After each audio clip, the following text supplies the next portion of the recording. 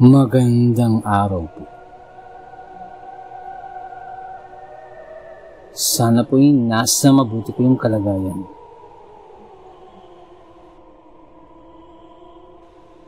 Bagamat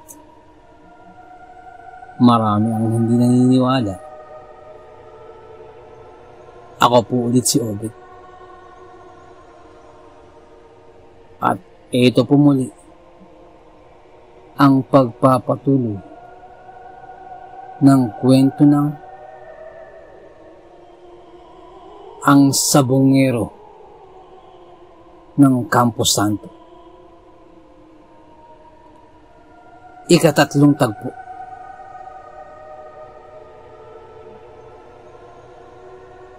Pakinggan natin.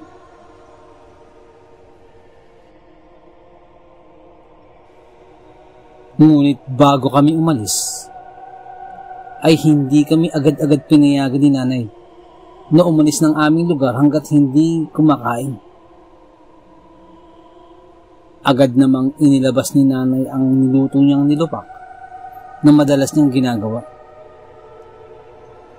Nilantakan agad namin yun. Subalit kahit hindi pa tapos ang pagkain, ay nagsalita na si Mang Delfin.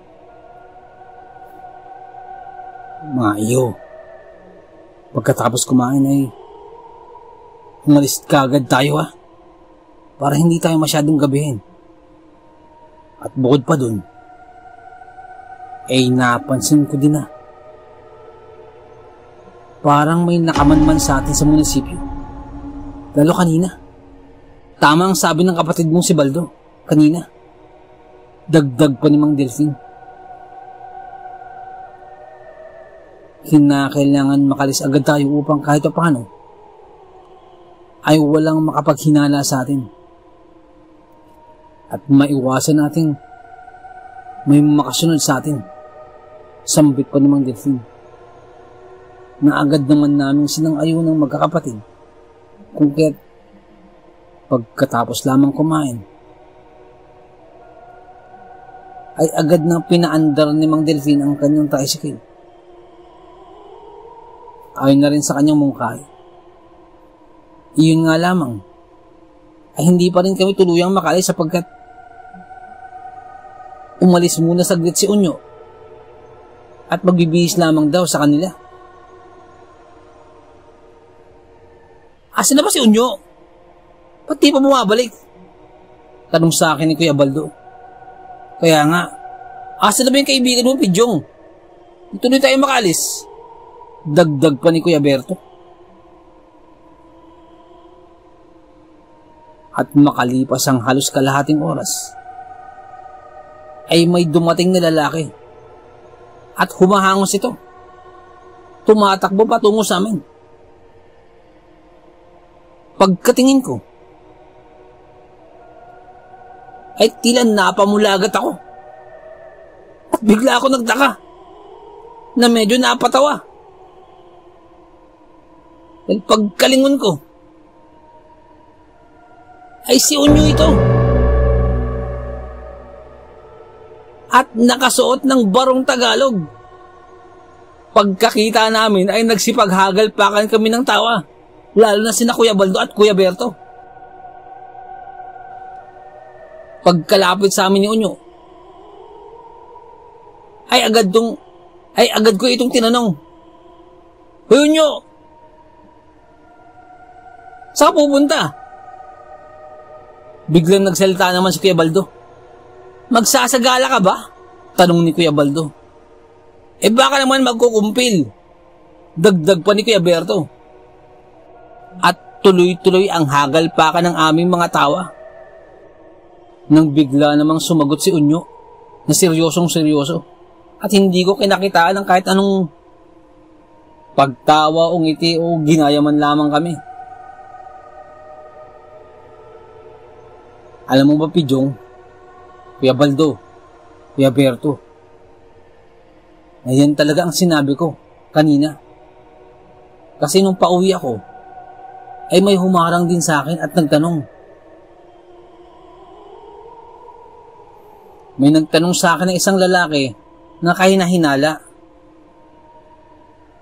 tinatanong ako kung bakit daw ako naghahanap ng mga arkilahan na tricycle. Hindi ko siya masagot ng mga sandaling yun. Kung kaya't pagka-uwi ko, ay wala na akong ibang naisip pa kundi ang magsuot ng barong Tagalog. At nang makita niya ako papaalis, ay iyon mismo ang sinagot ko. Ang sabi ko, ay may pupuntahan akong sa gala.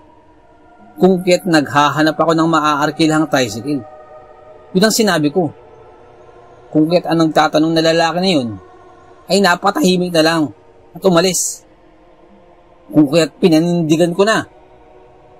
Kung kaya't habang nakabarong, ay yun ang suot ko hanggang patungo rito. Pinanindigan ko na meron tayong pupuntang sa gala. Kung kaya't hindi na ako tinanong pa ng lalaking yun at umalis na. Yun din ang dahilan kung ba't medyo natagalan ako. Ganun ba?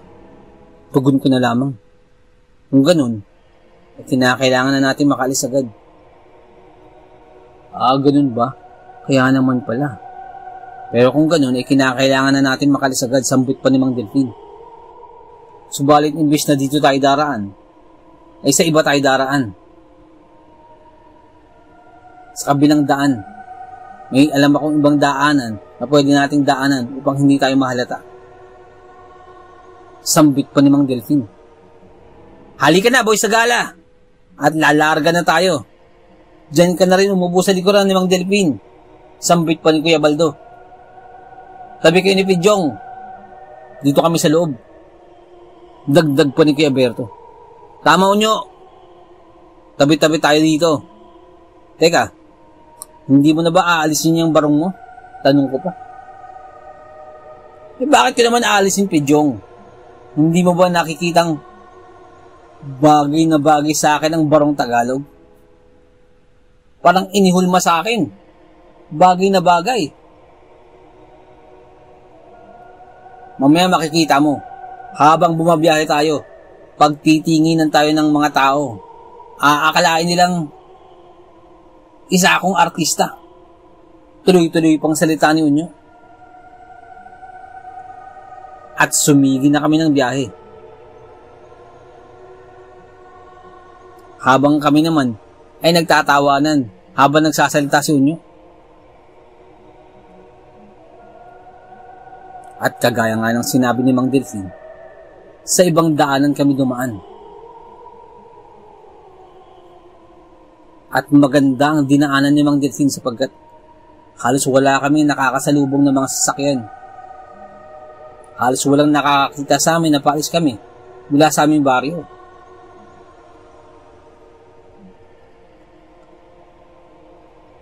Kaya nga lamang, bigla nagsalita si Mang Delfin.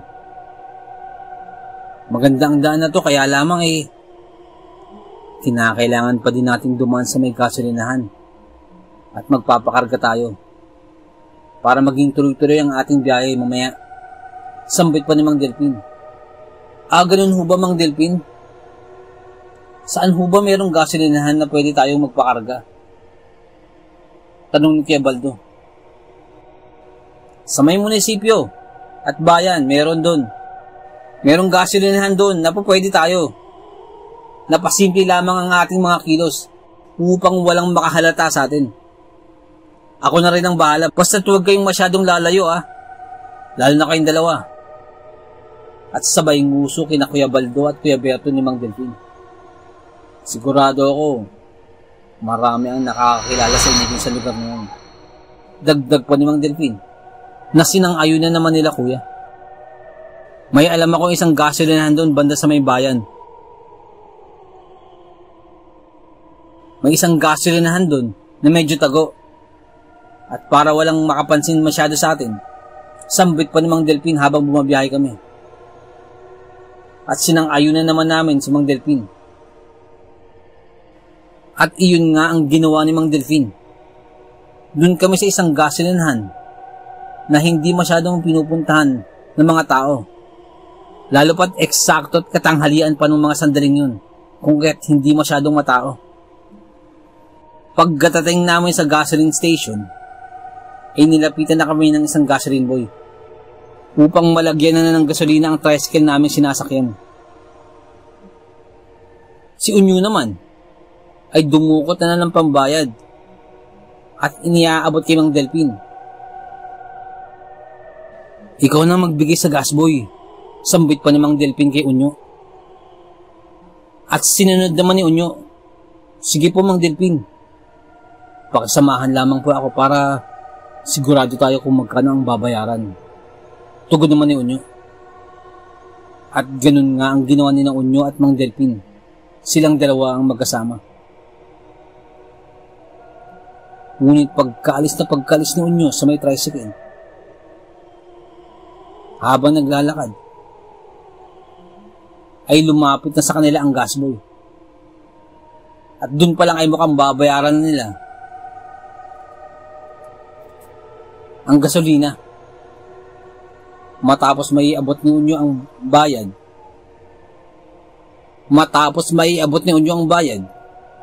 ay nag-aayos pa ng kanyang butsaka si Unyo. At nauna na naglakad pabalik si Mang Delpin, pabalik sa tricycle. Nang biglang may lumapit na isang lalaki kay Mang Delpin. Pagkakita ko nun, bigla akong kinabahan. Habang nakasakay sa likod ng motor ng tricycle. At hindi lamang ako nakakita nun, maging sina Kuya Baldo at Kuya Berto. Bababa pa sana si Kuya Berto, subalit agad siyang pinigilan ng Kuya Baldo. Huwag ka na bumaba. Huwag kang bababa. Bulong pa ni Kuya Baldo. At biglang nagtaklob ang dalawa ng kanilang mga mukha gamit ang sakong dala ni Unyo upang walang makakita sa kanila. Ilang sandali pa ay bumulong pa si Kuya Baldo. Anak yan ni Diego. Pinsan natin yan. Bulong ni Kuya Baldo. Sabay talokbong ng sako. At mula sa likuran ng tricycle, ay narinig ko pa ang sinasabi ng lalaki. Pare, mukhang may arkila ka. Sambit pa nito kay Mang Delpin. Saan bang lakad natin? Tanong pa ng lalaki kay Mang Delpin. Subalit hindi ito pinansin ni Mang Delpin at nagpatuloy lamang sa paglalakad. Mukhang magtatanong pa ang lalaki kay Mang Delpin nang biglang dumating si Unyo. Oho, may lakad ho kami. Tutungo ho kami ng Sagala. Kaya nga nagmamadali ho kami. Sambit pa ni Unyo. Biglang napatahimik naman ang lalaki na yun nang makita si Unyo habang nakasuot ng barong. At ilang sandali pa ay may kinuha pa si Unyo mula sa kanyang maliit na bag. At ilang sandali lamang ay inilabas niya ito. At isa itong pamada. At sa kaharap-harapang ipinahid sa kanyang buhok sa harap ng lalaki. At habang ipinapahid ni Unyo ang pamada sa kanyang buhok, ay tiningnan niya ang lalaki. Ayos na hubang forma ko? Pwede na hubang pumarada sa Sagala? Sambit po ni Unyo. Ngunit biglang natawa ang lalaking iyon. At dahil hindi na niya mapigilan ang kanyang pagtawa, ay kusa na ito naglakad palayo mula kina Unyo at kay Mang Delpin at mula sa amin. At hindi na lumingon pa ang lalaki. Si Mang Delpin naman ay in-start na ang tricycle. Ako naman ay tinawag ko na si Unyo. Halika na, alis na tayo, sambit ko agad. Nang bigla namang bumulong si Kuya Baldo. Wag muna. Antayin muna natin makalayo o makalis yung lalaki bago tayo umalis. Baka sundan tayo yan eh. Dagdag pa ni Kuya Baldo. Si Mang Delpin naman ay nagsalita rin. Tama ang kuya mo. Baka minaman tayo niyang kanina pa. Antayin muna natin makalayo. Pagkabalik ni Unyo, ay sabihan niyo ako. Dahil pag malayo na yung lalaki, ako halos hindi na natin matanaw, saka tayo aalis. Para hindi tayo masundan o mamanmanan man lamang ng mga to. At hindi rin tayo makita kung saan tayo dadaan sapagkat doon muli tayo dadaan sa dinaanan natin kanina. Dagdag pa ni Mang Delpin. Yan na po, Mang Delpin. Malayo na po ang lalaki sa gasolinahan at halos di na ito tanaw. Pagkasambit ko nun, ay agad pinaspas ni Mang Delpin ang tricycle. At kagaya ng kanyang sinabi, ay sa iba ito dumaan upang hindi kami makita ng lalaki nagtanong kanina. Nang makalayo na kami sa gasolinahan, ay muling nagsalita si Kuya Baldo. At napamura ito. Walang iya yung lalaki na yun. Alam nyo ba, anak yun ni Diego. Yung kaanak natin. Sambit pa ni Kuya Baldo. At naalala ko na nga. Siya nga ang kaanak namin na Maladiablo. At yung Diego na rin na yun, siya ang kumuha ng aming malaking bahay dyan sa may bayan ng Albay. Mabuti na lamang. At ganun ang ginawa ni Unyo. At kahit paano ay nakaiwas kami sa pagbamanman ng mga kamag-anak naming tiwali. At nagpatuloy ang aming pagbiyahe. Hanggang sa mapansin ko na nakalabas na kami ng aming sityo. At nakalayo na rin ang bayan. At unti-unti kong napapansin na nag-iiba na ang daanan namin. Lumalaki na kumpara sa mga dinadaanan namin madalas.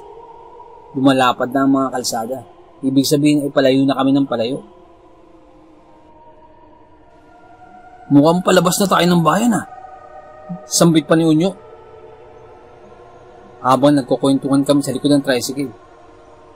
Kwento ng kwento si Unyo. Alam mo, Pidyong, nakadaan na ako dito Lalo na nung nagtungo kami sa may bandang Daraga. Naalala ko yun. Nagtungo kami doon. Nagbakasyon kami. May pinuntahan kaming piyesta. Kwento pa ni Unyo. Pero hindi ko na masyadong pinapansin sapagkat unang pagkakataon ko makarating sa lugar na ito. Kung kaya't aliw na aliw ako.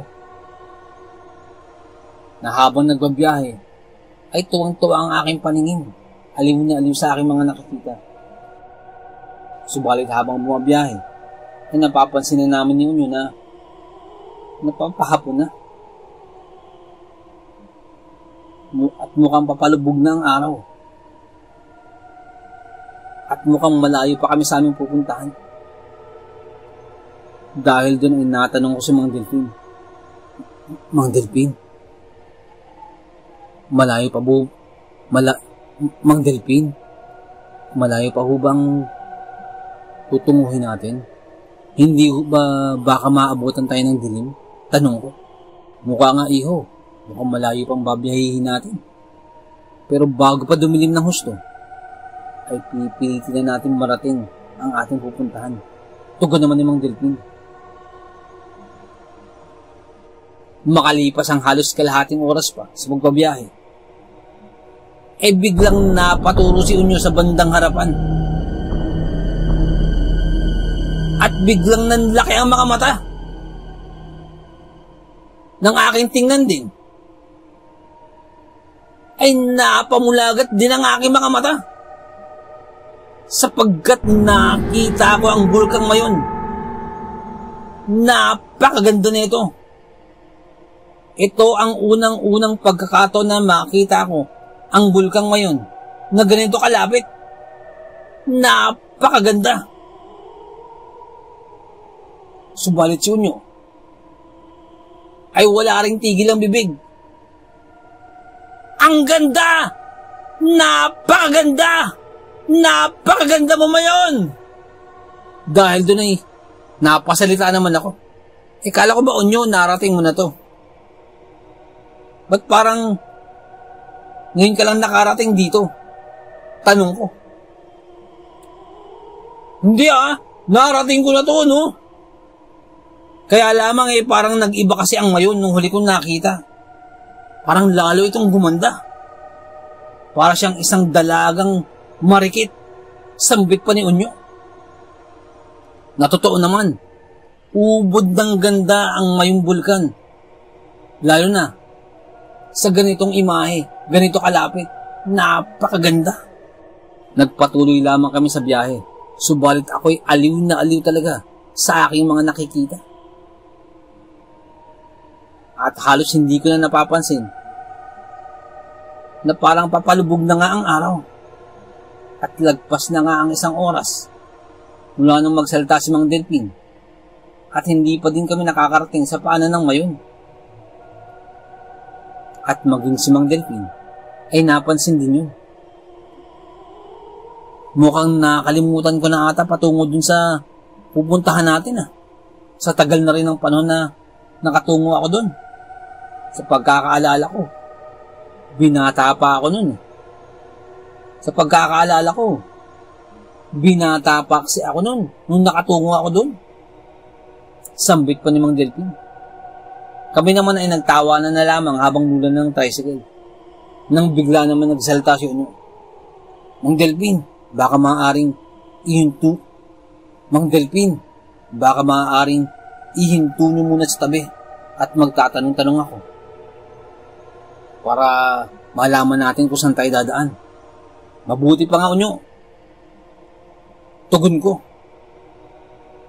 Pagkahinto ni Mang Delpin, ay kaagad nag-ayos ng kanyang buhok si Unyo na para may pupuntahan ngang sa gala.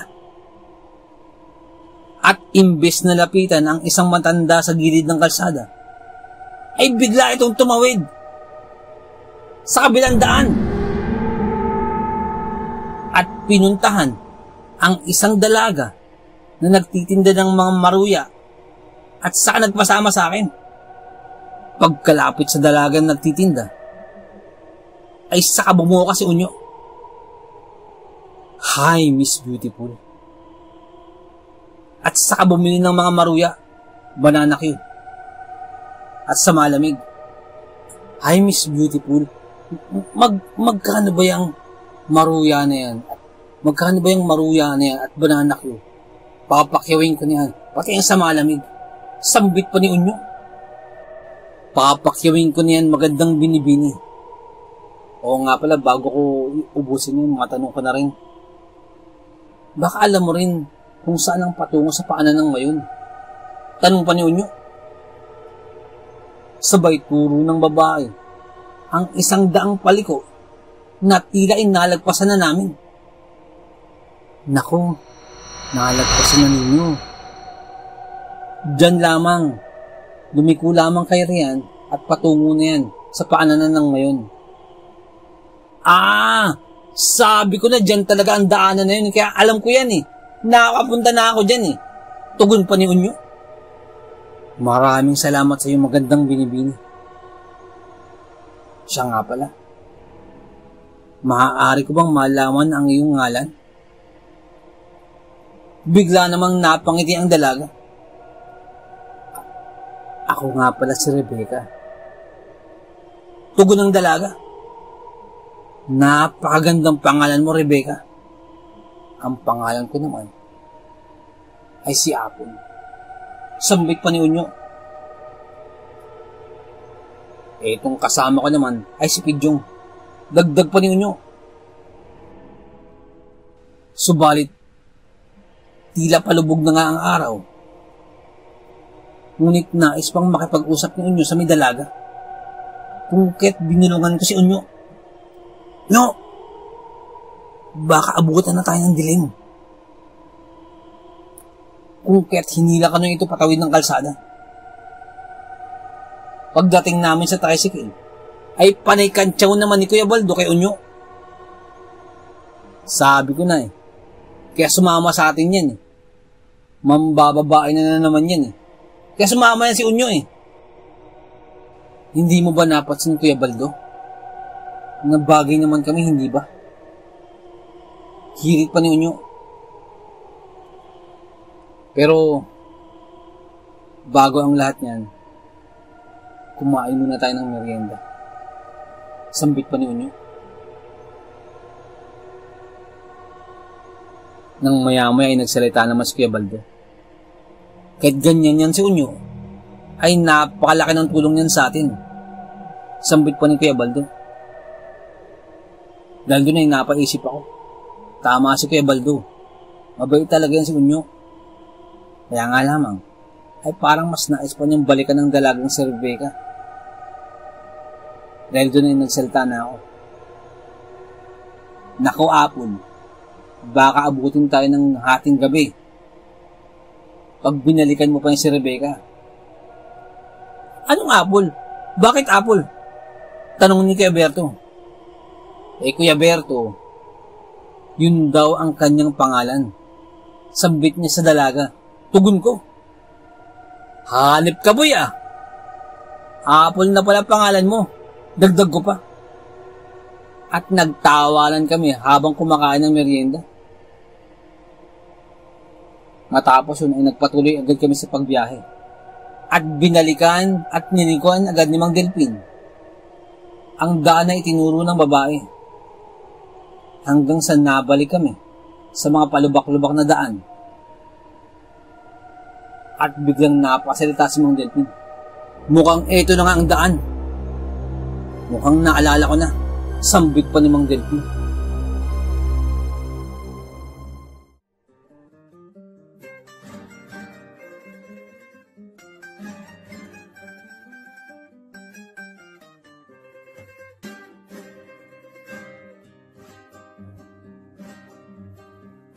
Nais ko lamang pong magpasalamat sa lahat po ng sumusuporta sa ating channel, sa lahat po ng ating tagapakinig, sa lahat po ng ating mga subscribers, sa lahat po ng ating mga silent listeners, sa lahat po ng ating mga OFW listeners sa buong mundo po. Maraming salamat po. At sa lahat po ng mga nagpadala po ng kwento, maraming salamat po. At kung hindi rin po kalabisan, hindi po, please don't skip ads po. Napakalaking bagay po nito sa amin. At kung meron pa po kayong libreng oras, maaari po bang pakibisita rin po ang channel po ni Boss BK, ang Boy Capre, Aswang Diary. Napakalaking bagay po. Kapatid po natin yan sa pagsasalaysay. Magaganda po ang mga kwento ni Boss BK. At ang ilan po dyan, nais ko lamang pong i-shoutout ang Benyosa family dyan po sa may Albay. Ang shoutout pong ito ay mula po kay Boss Marson. Boss, maraming salamat po at sana po nasa mabuti kayong kalagayan dyan. Maraming salamat po sa pakikinig. Shoutout po sa inyo. Maraming salamat po. At shoutout din po kay Boss Klein Henry C. Boss, maraming salamat po sa pakikinig. Shoutout po sa inyo, Boss. Sobrang salamat po sa suporta. Napakaraming salamat po, Boss. Shoutout po sa inyo. At shoutout din po sa mga pinsan po ni Boss Leonard Bainosa dyan po sa may Karamuan, Camarines Sur. Shoutout po sa inyo. Maraming salamat po at sana po nasa mabuti po kayong kalagayan. Shoutout din po kay Boss Leonard Bainosa. Boss, shoutout po. Maraming salamat po. Ingat po kayo dyan palagi. God bless po sa inyo po. Shoutout po sa inyo. Shoutout din po kay Boss Bobby at sa Gonzales family. Boss, maraming salamat po sa pagsuporta. Shoutout po sa inyo. Sobrang salamat po sa inyo. Shoutout din po kay Ma'am Vienna. Ma'am, maraming salamat po sa pagsuporta. Shoutout po sa inyo, Ma'am. Sobrang salamat po, Ma'am, sa pagsuporta. God bless po sa inyo at sa inyong family. Maraming salamat po, Ma'am Vienna. Sobrang salamat po. Shoutout po sa inyo. shoutout din po kay Ma'am Feli Raimundo Rivera. Shoutout po. Shoutout din po kay Boss Real Mix Vlogs. May time po kayo, bisita na po ang channel po ni Boss Real Mix Vlogs. Shoutout po sa iyo, Boss. Shoutout din po kay Ma'am Julie Ruel, kay Ma'am Raquel Punsalang, Ma'am Milania Ruel. Shoutout po sa inyo, sa family niyo po. Shoutout po. Boss Loreto Ihaan Jr. Shoutout po. Sir Ron Pilapi dyan po sa Kentucky. Shoutout sa iyo, Boss. Boss Liay Estoque. Shoutout. Boss Edison Velasco. Shoutout. Boss Rodney TV. May time po kayo, bisita na po channel po ni Boss Rodney TV. vlogs niya po sa mountain bike. Shoutout din po kay Boss Red Rosal. Nag-livestream po si Boss Red every Wednesdays, Fridays, and Sundays. May time po kayo bisita na po sa channel niya. Boss Lady B, 73 dyan po sa Texas. Shoutout po. Boss Ed Uy, shoutout po. Boss Dimpos Yumi, boss, shoutout sa'yo, boss. Ma'am Liza Arcega, shoutout po. Ma'am Ivy Standian, shoutout po. Boss Rochelle Abillar, may time po kayo bisita na po sa channel po. Rochelle Abillar po. Ma'am Melanie Passion, shoutout. Ma'am Milagrosa Look, shoutout. Boss Nonoyski, shoutout sa'yo, boss. At yung BFF pala ni Ma'am Jane, si Boss Hershey, shoutout sa'yo. Boss Miles, shoutout po.